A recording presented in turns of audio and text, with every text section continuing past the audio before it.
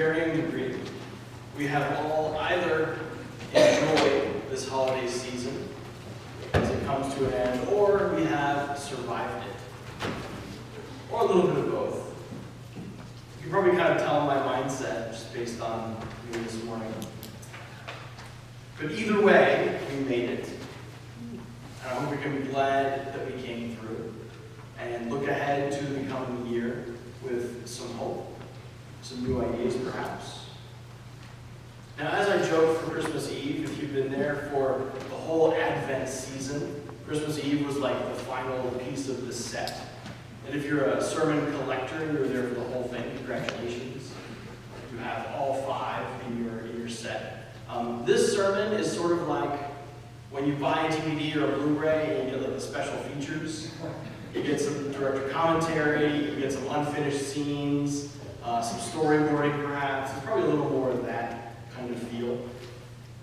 And I know, though I temporarily forgot, that the real purpose of this service is to sing as many carols as possible. I understand that, and I won't stand in the way for very long.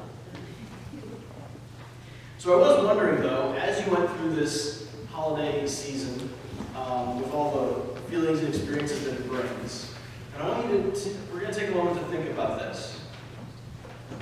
Was there a time during this holiday season when you experienced God's presence? Where you felt God's presence, even a little echo of it? It doesn't have to be like a shining light from above that struck you, or a clear voice that you heard. But where in all of this stuff that comes with the holidays, the good and otherwise, where did you experience God's presence? And it's a real question, so we'll wait and see what answers you come up with.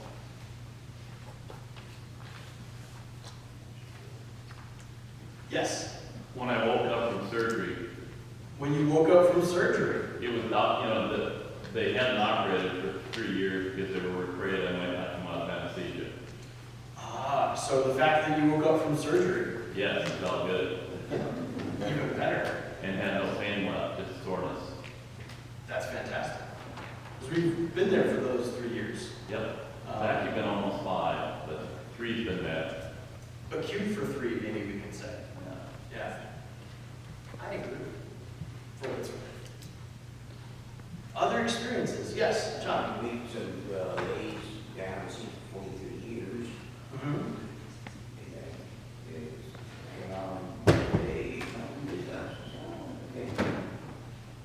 Excellent. Yeah. Cool. Good. Others, where did you see or experience God's presence? Or think you did? You may not be sure that you're right. That's fine. Yes? Joy of being with family. Joy of being with family. Excellent. Let's hand over here. Yeah. In the midst of absolutely crazy gift giving with a bunch of small children, when I got a gift from one of them that really surprised me. Cool. It's a good moment. I like that. And there's, yes, Barbara. The gift of asking my daughter and her husband and my new granddaughter to be Mary, Joseph, and Jesus at the children's service. That was pretty cool. I really appreciate them doing that.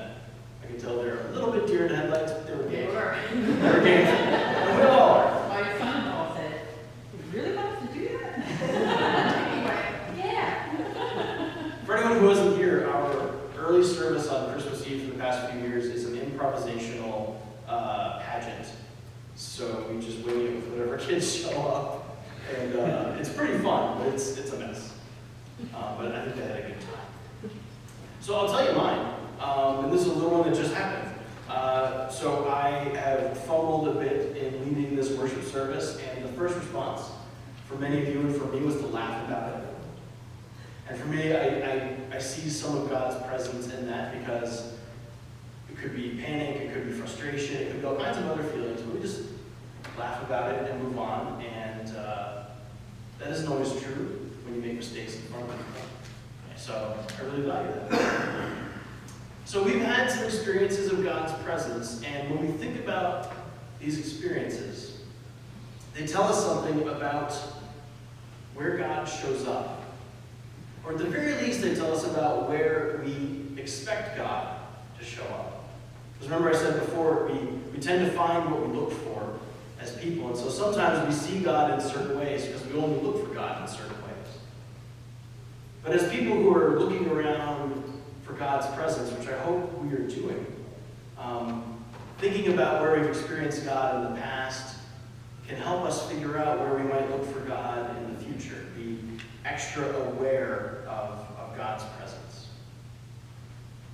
This is crucial because as we read in the reading from Isaiah this morning, Isaiah presents God's presence as salvific. That is, God's presence is what saves.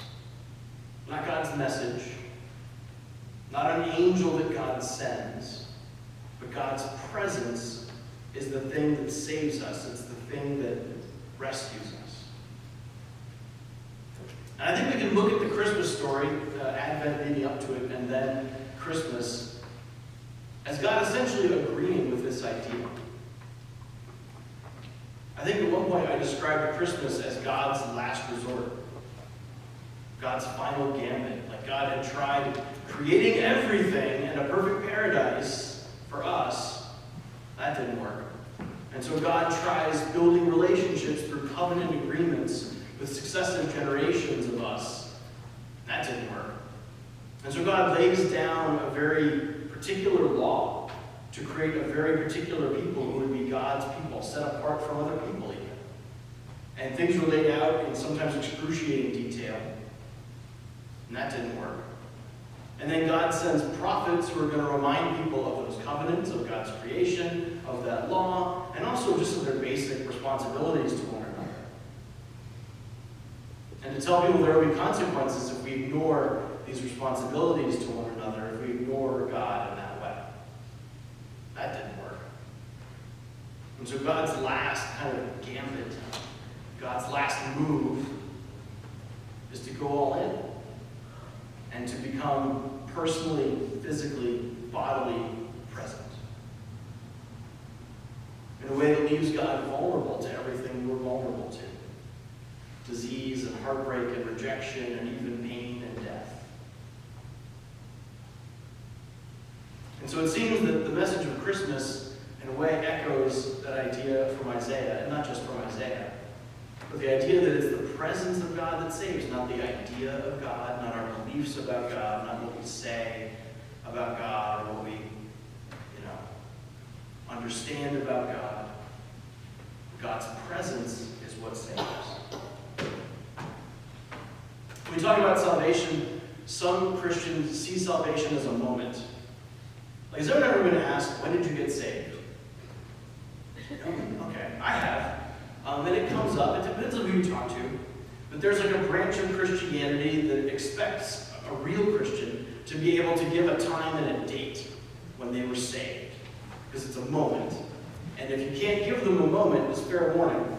If you can't give them a moment, they're going to push for one, and they want it to be ready very often. And how that salvation looks might vary a little bit. It might be baptism, it might be praying a certain prayer, it might be some experience of the Holy Spirit in the Pentecostal tradition, but they're going to think you're not saved unless you can say when it happened. It's one of those things where if you're not sure, the answer is probably no. And you can say this about other things in life. Like if someone says, do you love me? And you're like, I'm not sure. There's a decent chance the answer is no.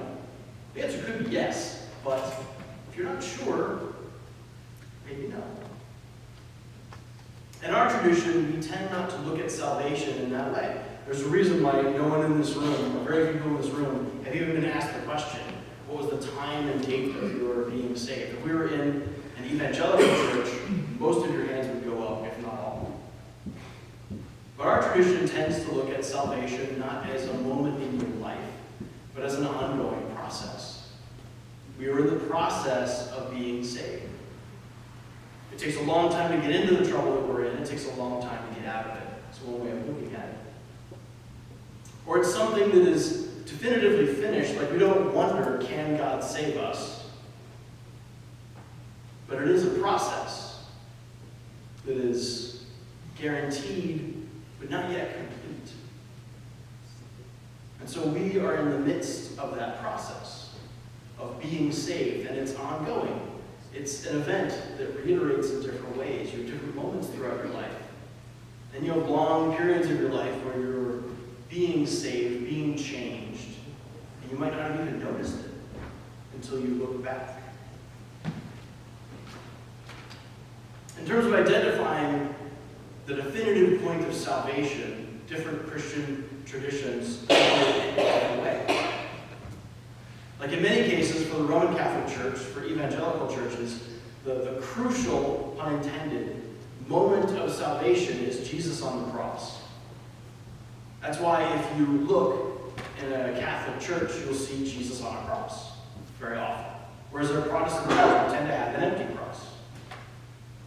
The reason for that is because in Roman Catholic theology, it isn't exclusively this way, but often the moment of salvation is Jesus on that cross. And for evangelical Christians, it's a similar thing, but it's more about Jesus had to make a payment for sin in order to redeem us. And that happens very often for them on the cross. That's the moment. In the broader Protestant movement, in the Reformed tradition that we're ostensibly part of, the moment of salvation is more often seen as the empty tomb. Like the crucial thing about Jesus, if you had to put away everything else, the crucial thing about Jesus is that he rose from the dead.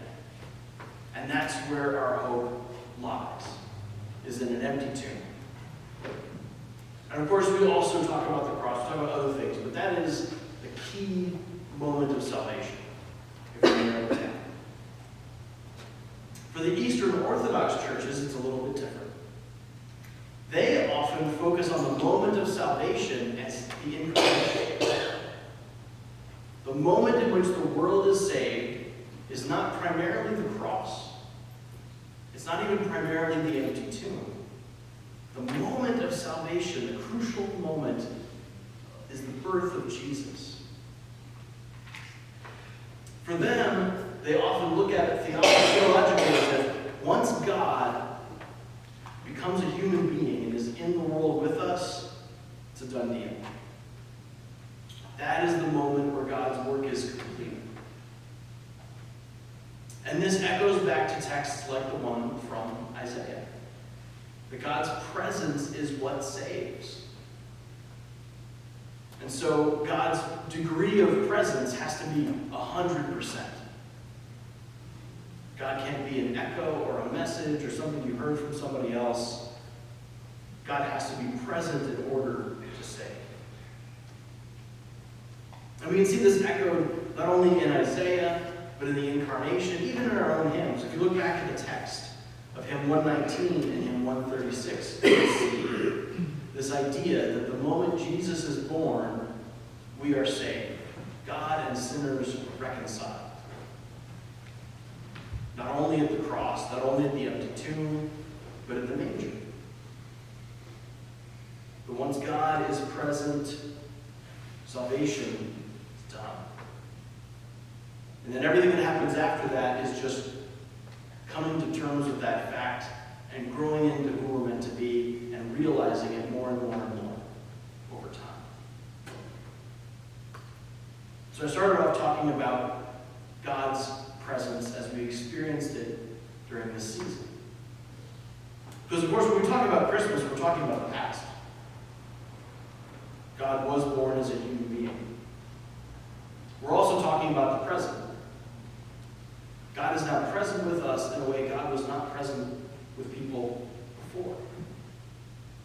After Christmas, God's presence is different.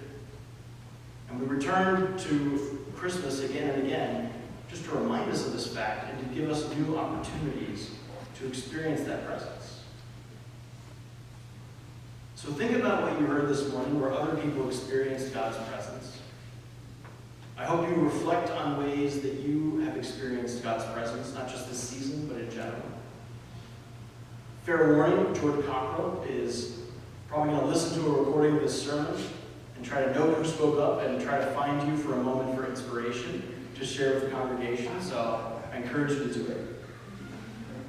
But reflect on the ways you've experienced God's presence, because that's what saves. Over and above everything else. That's the key to me. And to Isaiah. And to Matthew and Luke. And now that we've had a taste of that presence, whatever it was like, I hope that in the coming year what we do is we watch expectantly for more of God's presence in our lives. And decide the ways that we're going to go and seek out